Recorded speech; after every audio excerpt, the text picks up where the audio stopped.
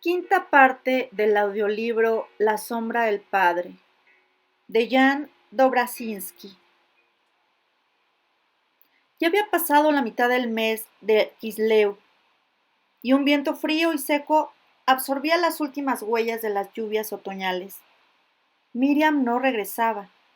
Al llegar a casa de su tía mandó un recado a su cuñado diciendo que había llegado felizmente y que debía quedarse con Isabel embarazada. La noticia inverosímil había sido confirmada. La esposa de Zacarías esperaba de verdad un niño. Pero tras esta noticia se hizo el silencio. Pasaban los meses y Miriam regresaba, ni tampoco llegaba ninguna noticia suya. José seguía trabajando mucho, y este trabajo le hacía más corto y llevadero el tiempo de espera, que discurría perezosamente. Aumentaba su fama de nagar habilidoso, capaz de realizar cualquier trabajo. Cierto día apareció por el taller de José un hombre ricamente vestido con un collar en el cuello y unas sandalias de piel púrpura. Iba montado en un burro y acompañado por dos servidores. Uno llevaba abierto encima del viajero un parasol verde. José sintió cierta inquietud al adivinar en el visitante un funcionario real, pero en cuanto empezó a hablar, desaparecieron sus preocupaciones. Resultó que habían llegado noticias del talento del artesano hasta el palacio de Sebaste. El funcionario era enviado para comprobar si el Nagar de Nazaret podría realizar un trabajo poco común, un asiento para la litera utilizada por el rey en sus desplazamientos. Lo que voy a decir, dijo el funcionario despatarrado en el banco frente a José, no puede salir de aquí. Recuerda, amenazó a José con el dedo, que te está prohibido repetirlo a nadie. Te pesará si empiezas a divulgarlo. Pero creo que no eres tonto. Entonces escucha. El rey está aquejado por una enfermedad. Al andar le dan dolores, y hay que portarlo. Para que no se presente el dolor tiene que estar cómodamente sentado. Debes poner toda tu capacidad a prueba. Si haces bien las cosas, te pagarán soberanamente y tendrás fama de haber trabajado para el rey. Tal vez recibas más encargos, pero te lo vuelvo a recordar. Ni una palabra de la enfermedad del rey, ni a tu madre, ni a tu mujer, ni a tus hijos, a nadie. Si me entero de que divulgas lo que te he contado, volveré acompañado de soldados que se encargarán de ti. Recuerda, volvió a levantar el dedo amenazador. José asintió con la cabeza. El misterio del funcionario le había sorprendido bastante, pues la enfermedad del rey era la comidilla de todo el mundo en el país. El otro arrojó una moneda de oro como anticipo, y ayudado por su siervo, se montó en el burro y se alejó. José empezó inmediatamente el trabajo. El encargo tenía que estar listo muy pronto. El funcionario había anunciado que volvería al cuarto día para recoger el trabajo. Apareció efectivamente al cuarto día, con ademán fiero, persuadido de que no había cumplido con el plazo. Pero el trabajo terminado estaba esperando. Mirando el asiento no pudo ocultar su satisfacción. Le preguntó a José cuánto pedía por su trabajo, y al oír el precio, en su cara demacrada, ratonil, apareció una expresión de incredulidad. Mandó que le repitiera de nuevo el precio. Entonces soltó una carcajada. Cayó inmediatamente en un excelente humor. Le dio a José unas palmaditas en la espalda. Llamó a los servidores. A uno le ordenó envolver cuidadosamente el asiento y cargarlo al lomo del asno traído adrede, y al otro le ordenó sacar de las alforjas un odre de vino. Siéntate, le dijo a José, señalándole un sitio a su lado en el banco. Veo que eres hábil e inteligente. Me has caído bien. Brindaré contigo por el trabajo bien hecho. En tu vida habrás bebido un vino semejante, un auténtico vino de la mesa del rey. El servidor llenó las copas con vino. José trajo una jarra de agua para el vino, pero el funcionario alejó la jarra con un movimiento despectivo. ¿Te has vuelto loco? ¿Agua en semejante vino?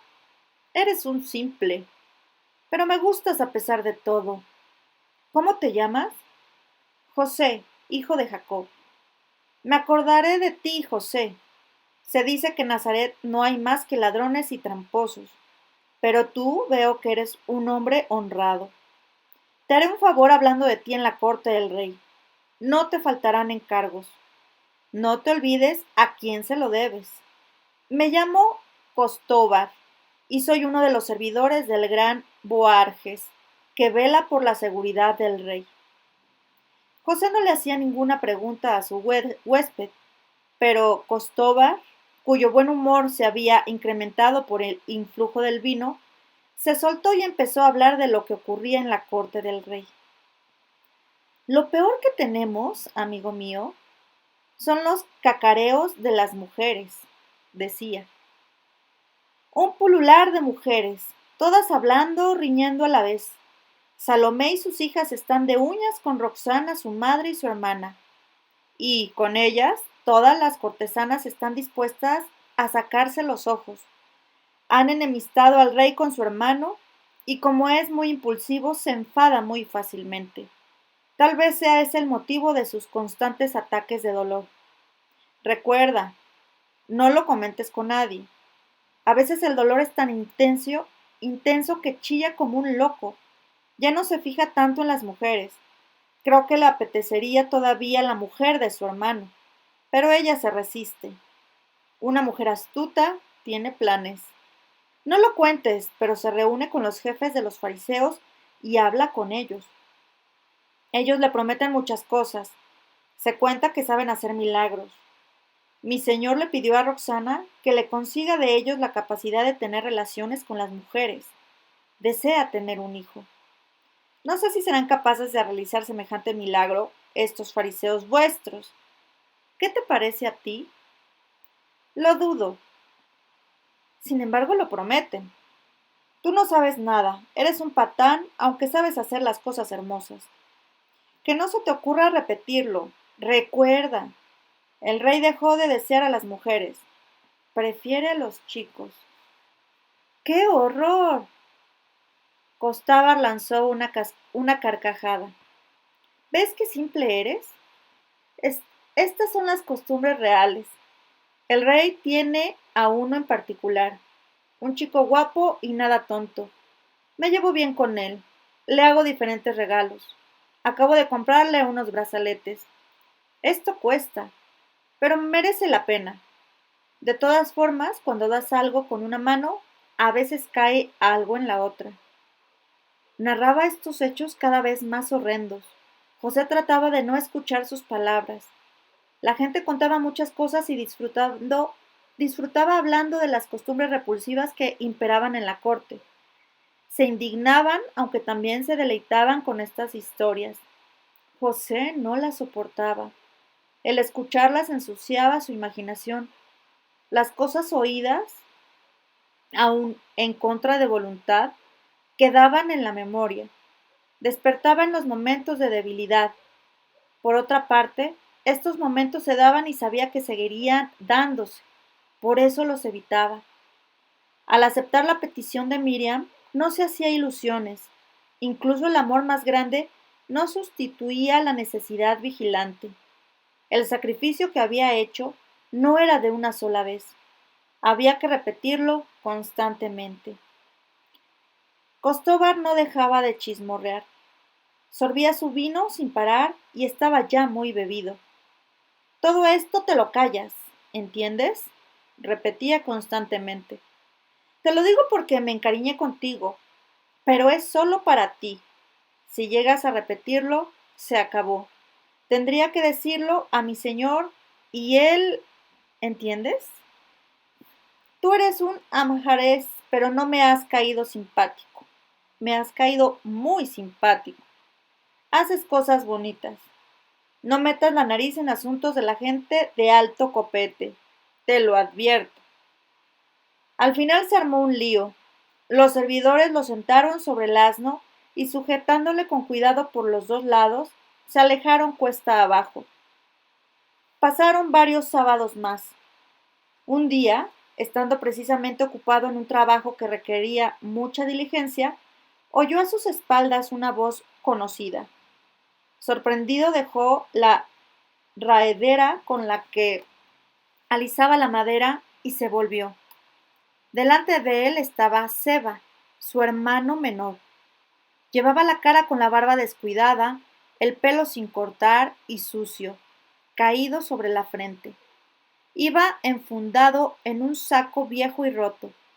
No se acercaba a José, sino que le hacía de lejos unas profundas reverencias, emitiendo a la vez unos ruidos quejumbrosos. Comprendió inmediatamente lo que había sucedido. Ha muerto, sollozaba Seba. Ha muerto. Bajó al Seol. Vengo para comunicártelo.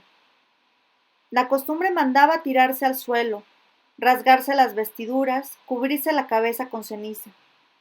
Mas él solo inclinó profundamente la cabeza.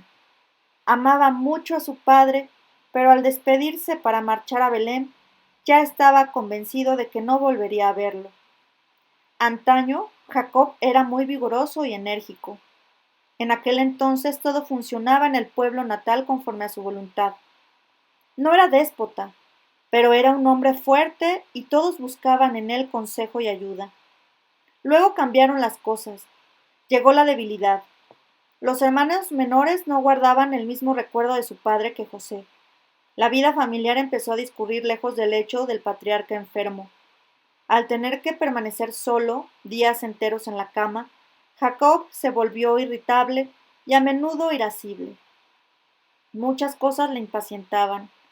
A los hijos menores no les preocupaba. Venían a ver al padre, discutían mucho y a voz en grito comentaban riendo diversos asuntos, sin fijarse si le gustaban a su padre. Y luego se marchaban cada cual a su quehacer. Con José era diferente. Venía con mucha frecuencia a ver a su padre. Se ponía junto al lecho y callaba. El padre no decía nada.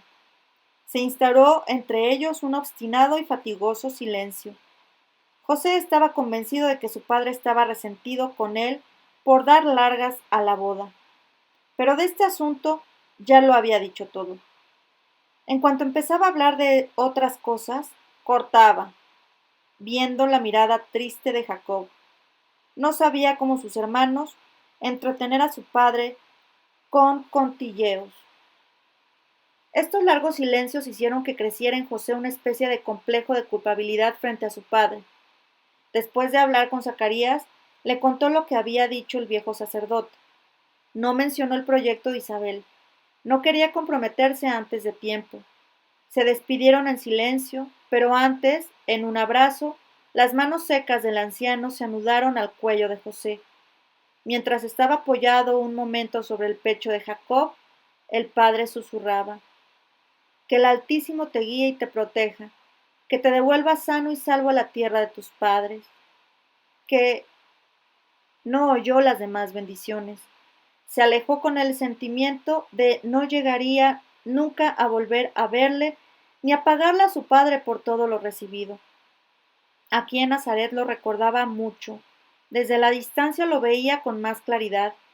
Lamentaba a destiempo cada instante pasado a la cabecera de su padre, cada instante transcurrido en un silencio que no había podido acercarles mutuamente. El padre esperaba.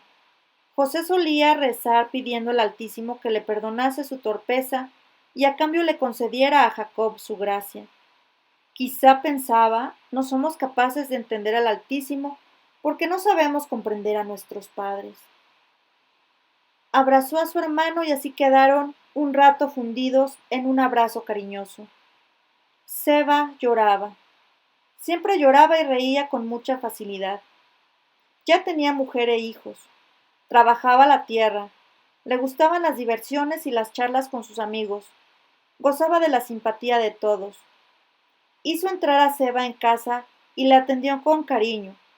Después de anunciar la noticia de que traía, Seba podía afeitarse, cortarse el pelo, ungírselo, desprenderse del saco de luto y vestirse con su ropa habitual. Sentado a la mesa, el hermano menor le contó a José la muerte de su padre.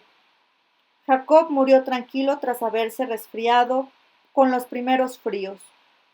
Antes de morir, habló mucho de José. Preguntaba por él. Se alegró al enterarse de que José había encontrado por fin una muchacha con la que quería casarse. Soñaba con la prole y la vuelta del hijo mayor a la cuna familiar. Recordó a sus hijos que la antigua campa de David había de ser propiedad de José, independientemente del momento de su regreso a Belén. Que construya entonces su casa en esta tierra, repetía. José escuchaba las palabras de Seba con emoción. Entonces los años de silencio no habían apagado los sentimientos del padre. ¿Podrían haberlos apagado? El padre pensaba, es aquel que no deja de esperar. Al terminar su narración, Seba metió la mano en el bolsillo y sacó un objeto envuelto cuidadosamente en una piel fina. Lo abrió y José vio entonces el anillo. Un trozo de oro grueso, informe, que antaño había representado probablemente algo, pero había perdido hoy toda forma reconocible. Recordaba el anillo en los dedos descarnados de su padre. Según la tradición familiar, procedía de David y había sido sin cesar propiedad del mayor en la familia. Nuestro padre mandó entregártelo a ti, dijo Seba. Luego tienes que entregárselo a tu primogénito. Nuestro padre decía, me apena no poder oprimir contra mi pecho la cabeza de su hijo, porque tendrá un hijo sin lugar a dudas. Sin decir palabra, recogió el anillo. El aro era estrecho. El anillo le entraba con dificultad en el dedo. Se lo quitó y se lo quedó en la mano. ¿Entregarlo luego al primogénito? Pensaba. Nunca tendré ese primogénito. Amaba tanto a Miriam que cuando le habló de su decisión no corriente, la aceptó sin vacilaciones. En el primer momento eso fue un simple reflejo de amor, pero ahora que Miriam estaba lejos, empezó a pensar en los motivos que habían impulsado a la muchacha a formular un voto tan desacostumbrado. Lo que Zacarías consideraba como su deshonra, ella deseaba asumirlo voluntariamente. Quería considerar su renuncia como una donación. Como siempre, su audacia rozaba la temeridad. Cuánto le fascinaba con su audacia. Cuánto deseaba que entre ellos todo fuera recíproco. Ahora, mirando el anillo recibido, pensaba que la decisión tomada para seguir con ella y seguirla no era solo renunciar a su propio gozo, iba a ser también un incumplimiento con la propia estirpe. Desaparecería la rama principal del linaje. Se consolaba pensando que la familia estaba lo suficientemente extendida y que entre sus representantes habría siempre alguien cuyo hijo sería el Mesías. Y sin embargo, su decisión podía parecer como una ruptura del cordón umbilical que unía el pasado con el presente. Tal vez era preferible que Jacob hubiera muerto. Él, que fue incapaz de entender la espera de José, ¿sería capaz de comprender la renuncia de Miriam y la aceptación de José para compartir esta renuncia? Luego habló con Seba de lo que ocurría en Belén. Su hermano le habló sucesivamente de cada uno de los miembros de la familia. Le nombró a los niños recién nacidos. Cuando me disponía para venir a verte, decía, nos hemos reunido y hemos decidido entre todos los hermanos que no debes volver a Belén. Los tiempos siguen siendo malos. Se dice que Herodes planea nuevos asesinatos. Pero no me han buscado. Unos desconocidos rondaban el pueblo. Pueden haber sido espías del rey. Aquí en Galilea hay tranquilidad. Mientras no cambien las cosas, quédate aquí. Quédate y no te muevas de aquí. Te avisaremos cuando haya vuelto la tranquilidad. ¿A ti no te va tan mal? No me quejo, tengo mucho trabajo. ¿Cuándo introducirás a tu mujer en casa? Miriam está ahora con su tía. Cuando vuelva y pase el año prescrito, la admitiré en casa. Nos alegramos todos de que hayas montado un hogar. La espera ya se hacía un poco larga. Teniendo casa te será más fácil arraigar aquí. Y siempre vendrá alguien de la familia para hacerte una visita. Os veré a cada uno con mucha alegría. No te preocupes por la tierra, la conservaremos para ti. Asintió con la cabeza sin decir palabra. La pequeña parcela fuera del pueblo, en la que, según la tradición antigua, David pastaba sus ovejas cuando vino Samuel para ungirle, podía esperar tranquila hasta su regreso. Mientras vivía el padre, José estaba atraído por Belén. Ahora el silencio estaba aquí, y él amaba mucho el silencio, y es aquí donde había florecido su amor. No sentía deseos de regresar. Seba se marchó y de nuevo pasaron los días. Seguía sin ninguna noticia de Miriam. Antes del sábado siguiente, José fue avisado de que el jefe de la sinagoga le había designado para leer el maftir correspondiente a aquel día. Era un gran honor, ya que seguía siendo considerado como nuevo entre los habitantes de la ciudad. Preparó su intervención con el mayor esmero. Al salir para la sinagoga, ya vestido con el taled, recitó con gran fervor la veracá correspondiente antes de dirigirse a la casa de oración.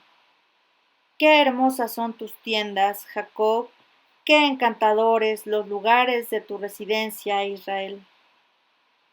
Ante la puerta de la sinagoga se detuvo también para rezar. Levanto las manos hacia tu tabernáculo, oh Eterno, te suplico y tú me escuchas. Emocionado esperaba la llamada del Hasán. Se estremeció cuando éste abrió el armario santo.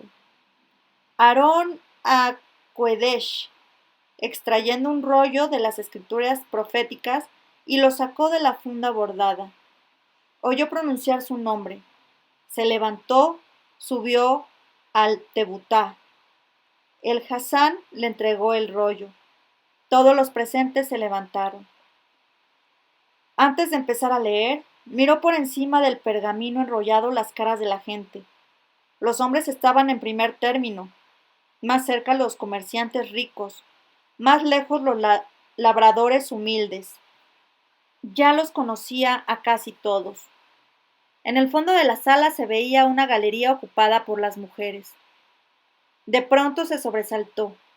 Le pareció distinguir entre las caras de las mujeres apiñadas en la galería el rostro de aquella en quien pensaba continuamente. ¿Será cierto? Pero no tenía tiempo de mirar con más detenimiento. Había que empezar la lectura. Sin embargo, trató de empezar en vano. Las letras le bailaban ante los ojos. El Hasán fue a ayudarle. Le entregó un marcador de madera. Pasándolo por las columnas de las letras, le era más fácil concentrarse. Con toda la fuerza de su voluntad, se impuso a su nerviosismo. Se dijo para sus adentros: es imposible, es una ilusión. Si hubiera vuelto, lo sabría. El texto de la profecía de Isaías se hizo finalmente legible y empezó a leer. Y el Señor le dijo a Acaz: pide una señal del Señor tu Dios en lo profundo del Seol o arriba en lo alto. Pero Acaz repuso: no la pediré y no tentaré al Señor. Y dijo Acaz: oíd, pues, casa de David, ¿os parece poco ser molestos para los hombres que también queréis serlo como mi Dios? A pesar de todo, el mismo Señor os dará una señal. Una virgen concebirá y dará a la luz un hijo, y será llamado con el nombre de Emmanuel. Se alimentará con leche y con miel, hasta que sepa rechazar lo malo y escoger lo bueno. y antes de que sepa rechazar lo malo y escoger lo bueno, la tierra por la que temes se verá libre de los dos reyes que hoy la dominan. Finalizando, envolvió el rollo e inmediatamente echó una mirada hacia la galería. Sin embargo, no pudo ver aquella cuya presencia pareció advertir antes. Se concentró de nuevo. Tal como lo exigía la costumbre, debía decir unas palabras relativas al texto leído. Con voz sofocada dijo lo que había preparado, que las palabras del profeta anuncian el nacimiento del rey Ezequías, el cual, oponiéndose a su padre, comenzó la renovación moral y la vuelta a la verdadera fe. Al terminar entregó el rollo al Hasán y bajó de la Tebutá. La gente empezó a salir en masa de la sinagoga después de la última oración y de la bendición. El jefe no paró a José para felicitarle por la hermosa lectura de la profecía y la buena doctrina, y José no pudo fijarse en los que salían. Volvió a casa solo. En el estrecho sendero adelantó a un grupo de mujeres que volvían de la casa de oración. Eran esposas de pequeños artesanos que vivían en la ciudad alta. Las caras le eran conocidas, por lo que les dijo al pasar: «La paz sea con vosotras». Contestaron a coro: «La paz sea contigo». Pero una exclamó: «Ya habrás visto a tu novia». Todas a una rieron ahogadamente, y esta risita resonó extremadamente desagradable en los oídos de José. Cleofás no apareció por la casa de José hasta la noche del día siguiente.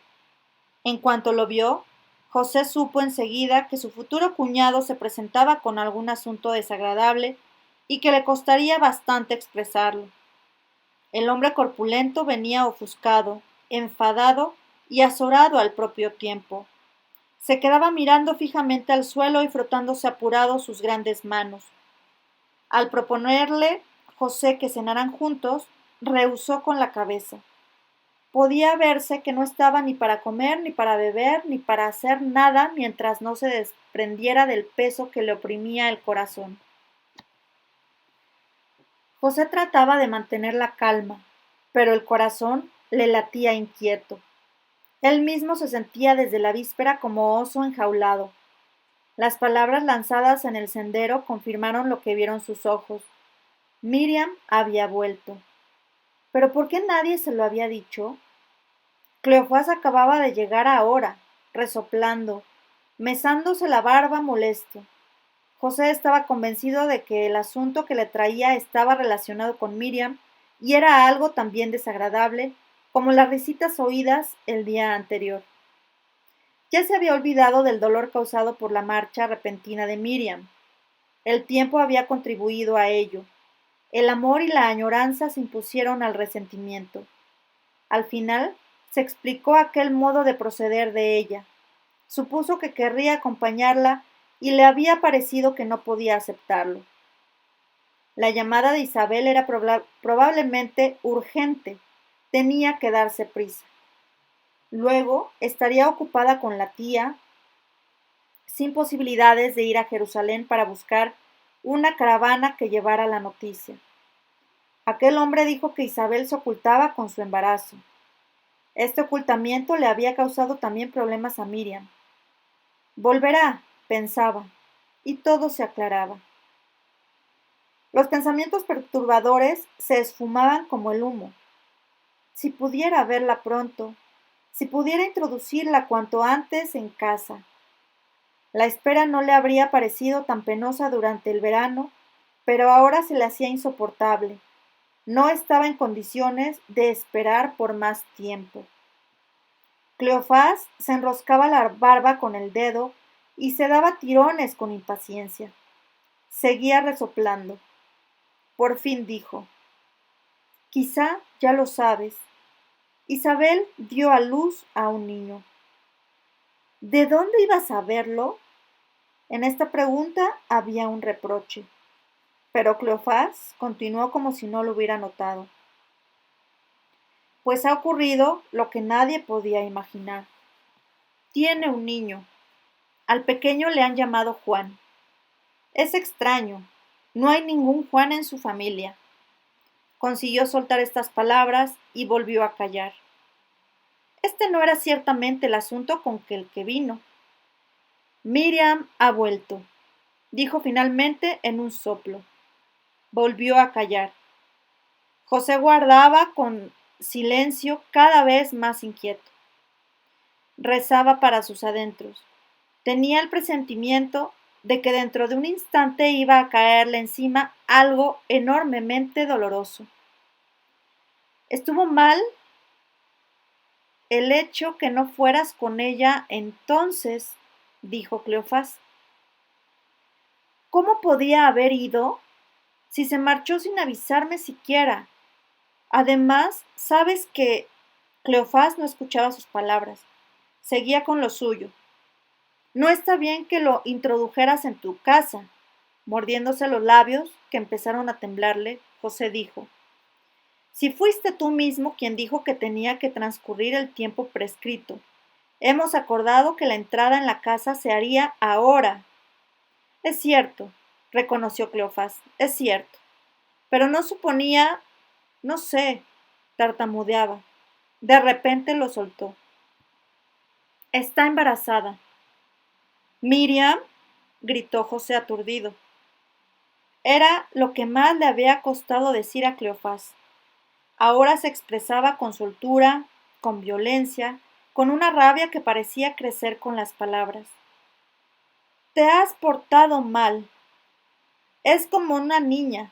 Estaba bajo mi protección y tú, haberlo dicho, se podía haber abreviado el tiempo de noviazgo si lo hubieras dicho, pero tal como lo has hecho.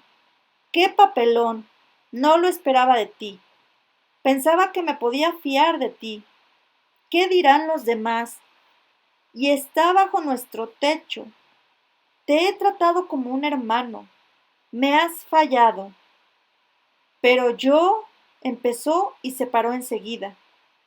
El aturdimiento se convirtió en un río de dolor que brotaba de lo más hondo de sus entrañas. Se mordió los labios con fuerza hasta hacerse sangre. No quería dejarlos hablar solos. ¿Qué iba a decir? No podía acusarla. Si la acusara, en Judea eso significaría pena de muerte.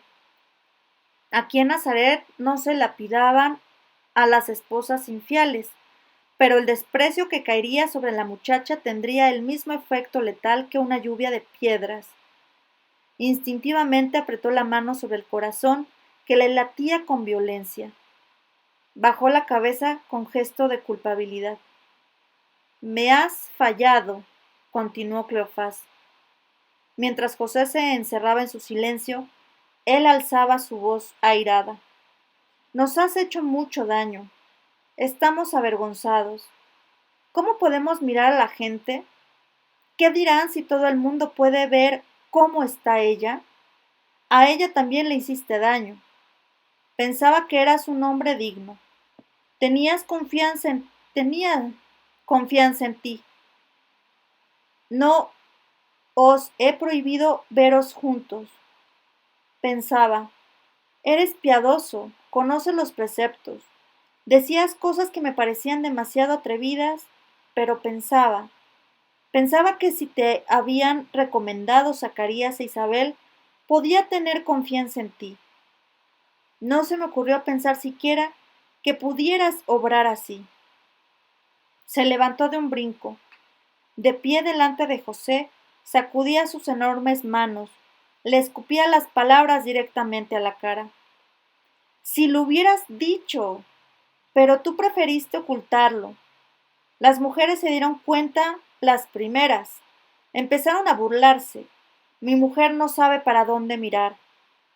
Está avergonzada, y yo también estoy avergonzado. Agarró a José por la pechera de la túnica. ¿Por qué lo has hecho? Chilló. Tú, tú. Parecía estar buscando una palabra suficientemente ofensiva. José callaba. Seguía de pie con la cabeza agachada, como alguien avergonzado por una mala acción que le están reprochando. Sentía sobre la cara el aliento caliente de Cleofás. Estaba convencido de que el otro iba a escupirle a la cara en cualquier momento o pegarle. Que escupa, pensaba, que diga las cosas peores con tal que aquello no fuera cierto. Pero era cierto. Por eso se habían burlado las mujeres en el sendero. Cleofás siguió durante un rato resoplándole en la cara iracundo. Luego lo soltó de repente, giró sobre los talones y rápidamente, sin decir palabra, se marchó. Cuando José levantó la cabeza, solo vio una espalda que se alejaba. No lo llamó. No tenía nada que decirle. Con paso lento volvió al taller. Cogió en la mano el trabajo que estaba haciendo cuando llegó Cleofás. Pero el trozo de madera se le cayó de las manos. En los momentos de ansiedad o de tristeza, encontraba siempre consuelo en el trabajo. En el banco del trabajo se olvidaba del dolor, pero esta vez el dolor era demasiado profundo. Tampoco le ayudaron las oraciones, las veracot que componía y susurraba. Las palabras de las oraciones iban entremezcladas con las palabras dirigidas mentalmente a Miriam. Eran tan violentas como las que acababa de oír por boca de Cleofás. Las recriminaciones sofocaban a la oración. De repente, se levantó de un salto y salió corriendo de casa. Por el sendero abrupto llegó hasta el prado sobre la ladera. A ciegas corría hacia adelante. No sabía a dónde ni para qué. Se quedó sin aliento. De pronto tropezó y cayó. No se levantó. Se quedó tirado en el suelo con la cara metida en una mata de hierba. Él, que era incapaz de llorar, sintió un nudo en la garganta y empezó a sollozar. Este acontecimiento tuvo el curso de su vida. Le quitó todo su sentido. Todo lo ocurrido hasta entonces sonaba a broma extremadamente cruel. ¿Por qué estuvo esperando tantos años, luchando contra las contradicciones internas? ¿Por qué consintió en este sacrificio tan fuera de lo normal? Ni siquiera personas venerables y respetadas por todos, como Zacarías, habían pensado en semejante renuncia. Él había querido hacer más que los demás, más que los mejores. Se había dejado cegar por el amor. Ella le había puesto delante esta renuncia como Eva la manzana, y él estaba decidido a ser fiel. La siguió con sinceridad. Ahora su sacrificio había sido pisoteado. ¿Entonces todo en su vida había sido un error? Por ceguera había causado dolor a su padre, había renunciado a su afecto, se lo había dado todo a ella. ¿Y ella cómo había podido hacer algo semejante? Se preguntaba a sí mismo gimiendo. Le había dicho entonces que solo él podía comprender porque la amaba. ¿Qué es lo que tenía que comprender? ¿Cómo pudo haber correspondido así a su amor? En sus ojos inundados de lágrimas apareció la imagen de la muchacha. Nunca habría sido capaz de creer algo semejante, y nunca jamás, se daba cuenta de ello, lo habría creído. En contra de la evidencia y en contra de las risas de la gente, no lo podía aceptar. ¿Cómo había podido ocurrir algo que no podía ocurrir? Desde el primer instante de su encuentro estaba seguro de que él mismo habría podido cometer la peor de las acciones, pero ella nunca cometería algo semejante. Él podía haber defraudado a todo el mundo, pero ella no era posible que defraudara a nadie. Y esta certeza había ido creciendo en él a medida de que la iba viendo y conociendo mejor.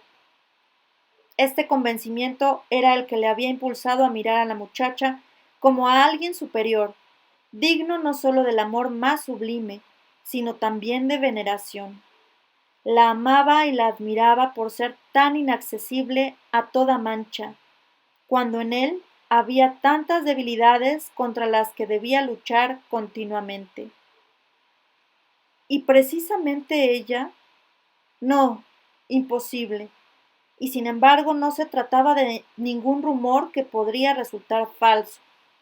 Es un hecho que había visto la gente, no una sola persona. ¿Puedo obstinarme en creer que la realidad no es la realidad? A pesar de esto, sabía que no iba a acusarla. Nunca sería capaz de acusarla.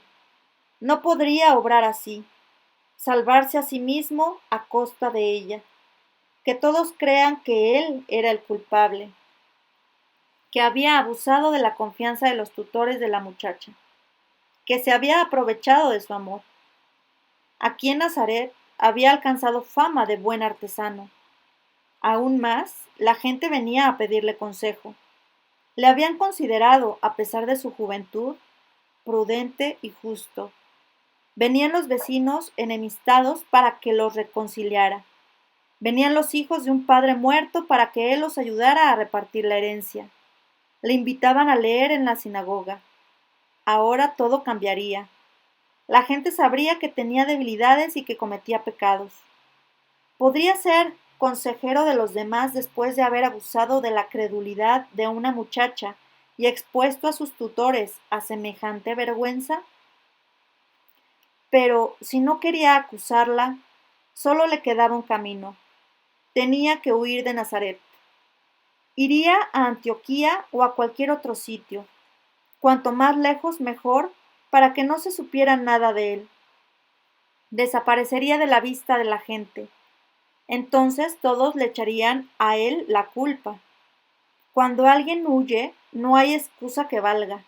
La gente entonces dirá, ¡qué hombre! Se portó mal con la muchacha y rompió el contrato matrimonial. Si toda la ira y la indignación se vuelve contra él, se compadecerán de Miriam, la perdonarán, la tratarán como víctima de un hombre indigno. No puedo obrar de otra manera, pensaba. Podría hacer otra cosa, introducirla en casa. Esto le cerraría la boca a la gente. Se burlarían un poco, pero dejarían de hacerlo pronto. Son cosas que ocurren. Pero podía hacer tal cosa cuando toda su vida estaba orientada hacia este matrimonio. Podía aceptar por esposa a una muchacha que se había comprometido a realizar un sacrificio tan grande para el Altísimo, para luego romperlo sin más. No podía acusarla, eso era cierto. ¿Pero él sería capaz de mirarla a la cara? No. No tenía más salida que huir, quemar las naves detrás de sí. Hundió aún más la cara entre los tallos flexibles. Le picaban en las mejillas. Las lágrimas dejaron de correr. Solo los sollozos le producían un nudo en la garganta. Abriendo los párpados, vio que estaba oscuro.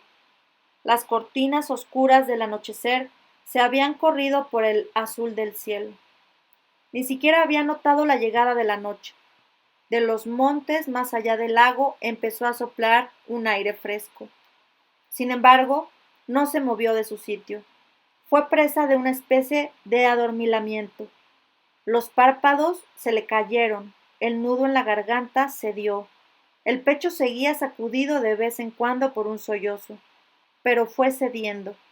La respiración se hacía más acompasada. Cayó en un sueño extraño, febril, intranquilo, lleno de visiones. Dormía y sin embargo no había perdido ni por un momento la noción de dónde se encontraba.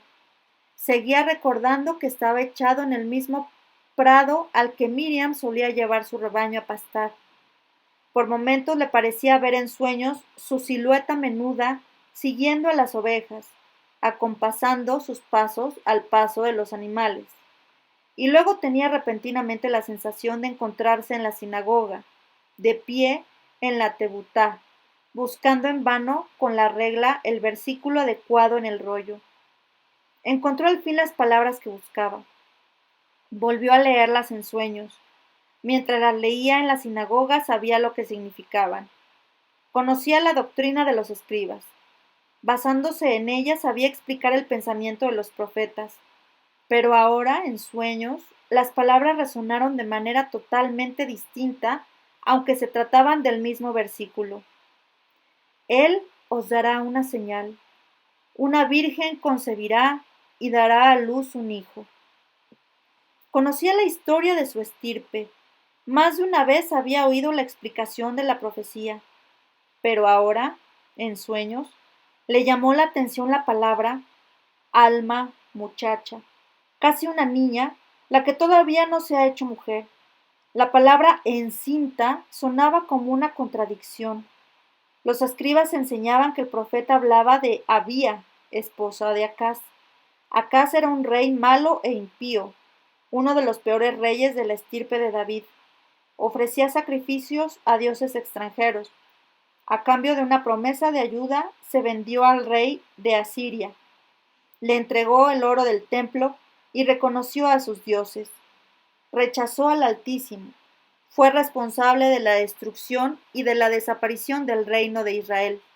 No le importaba la esclavitud de sus hermanos. Es cierto, el hijo suyo y de Abía, Ezequías, fue un hombre muy distinto. Intentó recomponer lo que había destruido su padre. Abjuró de los dioses extranjeros, volvió al Altísimo, renovó su templo. A pesar de su debilidad, no se amedrentó ante las amenazas del rey de Asiria. No se doblegó, aunque el otro amenazaba con destruir Jerusalén. Ezequías salvó la fe de Judea, salvó el reino de David. Pero ¿por qué el profeta había llamado a Abía muchacha encinta? No era una muchacha, era una mujer, la esposa de Acaz. Y de nuevo soñaba que estaba en el prado en el que se encontraba en realidad. Había oscuridad sobre su cabeza y en su corazón. Pena, la amargura del fracaso, sensación de abandono. No tenía a nadie con quien compartir su dolor. José apenas recordaba a su madre. La comunicación con el padre se rompió cuando entró en la edad en que tenía que haber buscado esposa. A pesar de la amistad de mucha gente, hacía años que estaba totalmente solo. Solo tenía que decidir cómo comportarse, decidir por él y por ella. Me marcharé, se decía en sueños. Tengo que marcharme. Tengo que cargar con todo. Para ella va a ser difícil. Se va a quedar sola con el niño. Pero la gente le ayudará. Encontrará a alguien. Y, aunque no lo encuentre, tendrá al niño. Un hijo para una mujer es todo un mundo. Yo a cualquier sitio donde vaya, llevaré conmigo mi desilusión.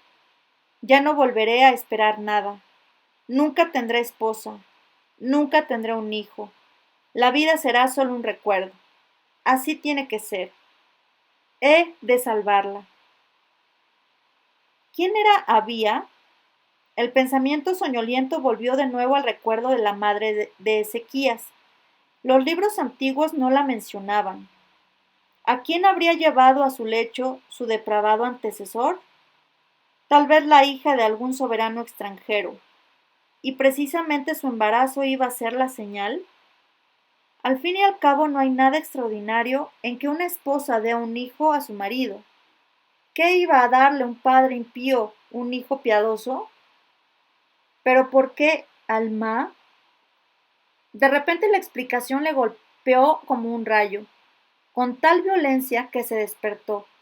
Le pareció que las palabras que había leído en la sinagoga y que le venían continuamente a la cabeza iban dirigidos personalmente a él, exclusivamente a él. La escena que presentaba el profeta Isaías se refería a su estirpe. La gente reunida en la sinagoga escuchaba las profecías como un capítulo de una historia antigua, pero para él no podía ser sencillamente una de tantas historias. Esas palabras iban dirigidas a él, le hablaban a él. Esa señal era una señal para él. No podía seguir echado. Se incorporó. Alrededor reinaba una noche profunda. Las estrellas sembradas en el firmamento desprendían un polvillo verde plateado. Empezó a hacer muchísimo frío. Con las manos se frotó los hombros congelados. Se envolvió como pudo en su túnica. porque no había traído su manto. El sueño se esfumó. El pensamiento le trabajaba febrilmente. ¿Una señal para mí? ¿Qué señal? ¿Qué tiene en común la historia de mi tatarabuela con lo que me ha caído encima? He decidido marcharme. No encuentro otra salida. No volveré a ver a Miriam. No podría verla. Si llegara a mirarla, no sería capaz de creer en la realidad. Hay que ser loco para no aceptar la verdad de lo que ven los ojos y oyen los oídos. Y sin embargo, por lo tanto, tengo que marcharme. Tengo que huir. Pero si no he hecho nada reprochable, ¿por qué he de huir como un cobarde que teme el castigo? Si huyo, mi huida hará que todos me consideren indigno, pero solo así la puedo salvar. Yo no puedo acusarla. Tengo que renunciar tanto a ella como a mi buen nombre. No temas, acógela en tu casa. Oyó estas palabras como si alguien las hubiera pronunciado a su lado en voz alta. Se volvió bruscamente, pero nada había cambiado en derredor suyo. La noche seguía siendo plateada y gélida. La claridad de las estrellas era tan viva que podía verlo todo a su alrededor. No había nadie. Solo allí, cerca, había brotado una flor blanca que difundía un intenso perfume. No la había visto antes. Es posible que la flor estuviese cerrada y solo abriera sus pétalos en la oscuridad. Se encogió sobre sí mismo buscando calor en su propio cuerpo. Volvió a dormirse. En el sueño la flor creció, se hizo gigantesca, se inclinó sobre él. Decía: acéptala en tu casa como esposa. No ha sido un hombre quien te la ha arrebatado. Ha sido él quien se inclinó sobre ella. El que ha de nacer será el Salvador por todos esperado. El profeta habló de ella y de él. Vendrá para enseñar el más grande de los amores. No tengo palabras para expresar siquiera lo mucho que os ama. Él mismo os lo dirá, género humano. Él os lo mostrará. Pero hasta que eso ocurra, todo ha de quedar oculto. Él lo quiere así para no cegar con su luz, para no hacer violencia. Quiere conquistaros como un joven conquista a su amada, vistiéndose de mendigo y poniendo su corazón a sus pies. Precisamente tú deberías entenderlo. Estaba echado temblando. Ya no sabía ahora si estaba durmiendo o si oía realmente estas palabras. ¿Es posible?, susurró. Todo esto es cierto, le parecía oír. Qué poco le conocéis, pese a todo el amor que habéis recibido. ¿Realmente no sabéis todavía quién es él? Escucha, José, hijo de David, y de Acaz, y de Ezequías, y de Jacob. Él te pregunta a ti, tú que has renunciado a ella, ¿quieres permanecer a su lado como la sombra del Padre? ¿Lo aceptas? Volvió a sentarse. El perfume de la flor llegaba hasta él desde la oscuridad. Las estrellas centellaban sobre su cabeza. Reinaba el silencio. Se pasó los dedos por la cara como para convencerse de que no había cambiado de forma. ¿Podré hacerlo?, susurró. La amo tanto. Acógela en tu casa. Las últimas palabras se diluyeron en el silencio. Cuando se puso de pie, la flor había desaparecido. Hundió la cara en las manos. Había repetido tantas veces en su vida: revélame, Señor, tu voluntad. Muéstrame lo que he de hacer. Esperaré tu orden con paciencia. Había estado esperando durante muchos años. Creía saber lo que estaba esperando. Y lo que esperaba había llegado, pero al mismo tiempo había superado sus esperanzas. Se enfrentó a algo tan grandioso que le parecía que esta grandiosidad lo iba a aplastar. El miedo se apoderó de él, pero en medio de este temor venía una sola cosa, la felicidad de volver con Miriam. Sacudió fuertemente la cabeza como si quisiera arrojar con este movimiento todos los resentimientos humanos. Allá a lo lejos, por encima de la cumbre reluciente del Hermón, se quebró la cortina de la noche. Una franja clara de luz apareció sobre la corona de los picos. Abrió las manos y rezó. Oh Señor, no apartes de mí tu rostro. Sé benévolo y misericordioso con mi ceguera. Ahora sé para qué me andabas queriendo esperar y qué es lo que debía esperar. ¿Quién soy yo para rebelarme? Exiges que tenga una esposa que no sea mi esposa y un hijo para el que debo ser padre, aunque no sea su padre. Hágase conforme a tu voluntad, que sea lo que tú quieres. Cuando se debiliten mi entendimiento y mi voluntad, apóyame. Acepta mi decisión hoy que me has concedido la fuerza. Frente al día naciente, estaba como Josué en el umbral de la tierra prometida, y como aquel susurró una antigua oración. Acepto el peso de tu reino, Señor nuestro. Así concluimos la lectura de esta quinta parte del audiolibro La sombra del Padre. Vamos a esperar con ansias la sexta parte y así llegamos con la sexta parte a la mitad del libro. No te pierdas las siguientes partes. Hasta pronto.